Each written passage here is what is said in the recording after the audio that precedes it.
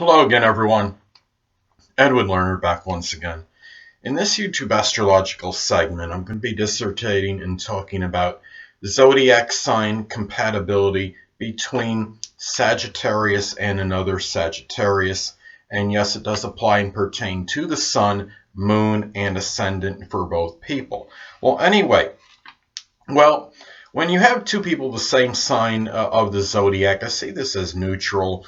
Um, there might be a lot of times with when you have two people the same sign, there might be like this real quick, instantaneous type connection and attraction. But at times, what happens is, the familiarity breeds contempt rule can apply. You could have a connection with somebody for having so many similar qualities and attributes, but at the same time, some of these qualities and attributes can really sometimes when you have the same qualities and attributes, sometimes they can work against each other. You have what I see as friction, especially if there is a conjunction aspect between the two people. Now, I think when I see this, okay, the one thing is that both these signs are mutable, and they both could be easygoing. Generally, don't like to make waves, and you could find compromise in the relationship very readily. Both might enjoy a healthy debate.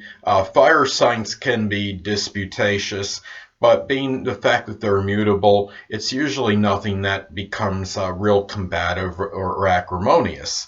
Now, this is a relationship where these two people can both be perpetual learners, and they could both really learn a lot from each other. And both these signs do like to are enamored with learning, and they could really both these people can provide a lot of information to the others. And I think when I see this, they're both about, of course, intellectual stimulation. And really, there's nothing where I don't see this as a relationship, whether it's platonic, romantic, sexual, significant other situation. I don't see this as ever where it could become real monotonous or drab. And anyway, the thing about this too is that both could be very philosophical, and they might enjoy sharing their philosophical ideas and thoughts with each other.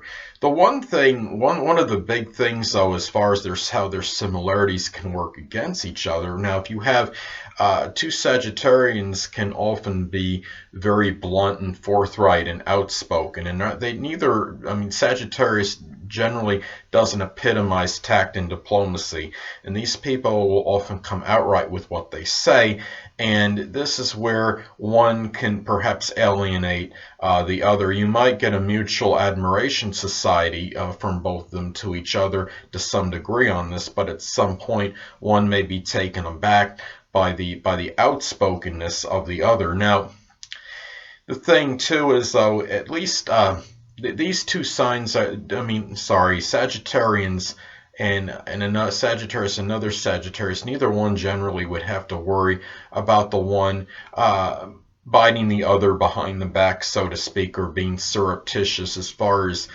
saying negative things about the other when the other's not around, because these two Sagittarians, as I stated before, can be very blunt and forthright and will generally come to each other if there is a problem. So they don't have to worry about the other person not coming to his or her face regarding a matter in most scenarios, I would say. And even if there is an argument, neither Sagittarians are generally not vindictive or revengeful, and they won't generally pout about a situation for long. If there is an argument, they often have the forgive and forget philosophy. So, and another thing is that these Sagittarians can be very expansive and optimistic. And when you have a Sagittarian and another Sagittarian in a relationship, you generally won't have either one really feeling despondent very often. And if you have one, if one of the Sagittarians is in a melancholy mood or what have you, the other one can often be there to cheer that other Sagittarian up. Now, As far as in the bedroom goes, so to speak, well, both these Sagittarians can provide a lot of exuberance and enthusiasm in the bedroom. And the thing I look at is though Sagittarians are not known always for their reliability and punctuality and being there. So it could apply in the bedroom as well in terms of being there for that other person all the time. But both of these people being Sagittarians, fire signs often like to extemporize, and I don't think one would hold it against the other if that other one is not there for the other one as consistently as he or she would like to be. Both Sagittarians can have strong vitality, and I believe this would apply in the bedroom as well. The only thing is, the two of them may not have the best emotional rapport connection sexually, and if one is looking for that from the other, then you might have a problem there. So, and neither Sagittarians generally are not known for their persistence or tenacity. They might have a plethora of ideas, but they may often think about these things and not real always act upon them. And when you have a Sagittarius dealing with another Sagittarius, you could get certain encouragement in terms of them one encouraging the other, but as far as actually collaborating and really working together on something that may have some difficulty due to the lack of persistence. But because of the exuberance and the upbeat nature of Sagittarius, you could get a lot of encouragement toward one to the other as far as maybe at least starting something and going for and really shooting for the stars in whatever it is he or she is trying to attain.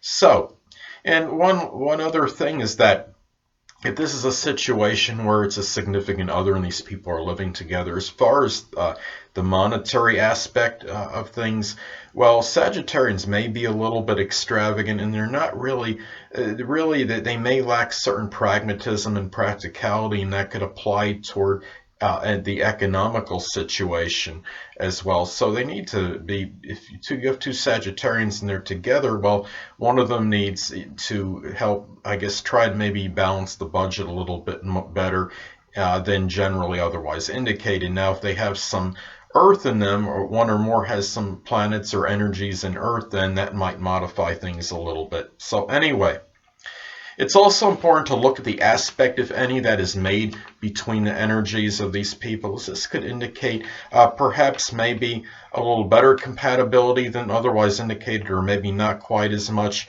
Well, anyway, in a lot of cases, you'll have a conjunction aspect take place between the energies of these people. Let's say, for example, one person has the sun, moon, or ascendant in Sagittarius at 7 degrees, and the other person has the sun, moon, or ascendant in Sagittarius at 9 degrees. Well, that would form a conjunction aspect, and this could be I see this as neutral, could be very intensifying, and you could have a strong connection, but at the same time you have the familiarity breeds contempt thing, as I talked about before, and you could have some friction due to the fact that the energies are in such close proximity to the other. They are neutral by sign, being the fact that it is one Sagittarius and Sagittarius by sign I see is neutral. Then if you have that conjunction aspect, that kind of intensifies that. And then it's also, and I think that what's important to remember, it's really important in astrological compatibility / synastry aspects, relationship aspects. It's really important to look at the other aspects, especially when you have two people of the same sign, to kind of see as far as kind of like a tiebreaker, so to speak. So anyway,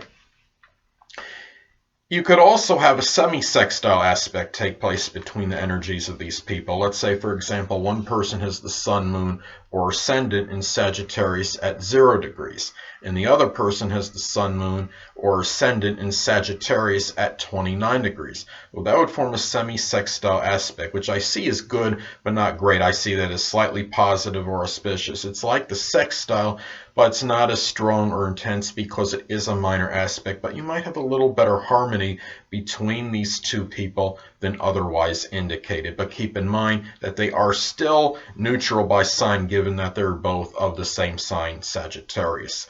Well, anyway, people, that'll conclude this YouTube astrological segment for zodiac sign compatibility between Sagittarius and another Sagittarius. Stay tuned next time where I'll be dissertating and talking about zodiac sign compatibility between Sagittarius and Capricorn.